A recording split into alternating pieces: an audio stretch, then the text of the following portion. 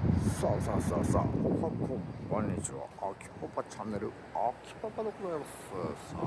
台風22号が、あっちの方からこっちの方へね、向かってきてるんですよ。風がね、やべえんですよ。風が。僕の車ももう飛ばされちゃうんじゃないかな、なんつって。今日も激しくね、待機してますよ。相当、一番向こうのね、一番後ろに私の車があるんですけど、今のところ雨は降ってないんですけどね、あっちの方から台風が来るんじゃないですかね、あんな感じで、そんな感じの模様を羽田空港から秋パパがお伝えいたしました。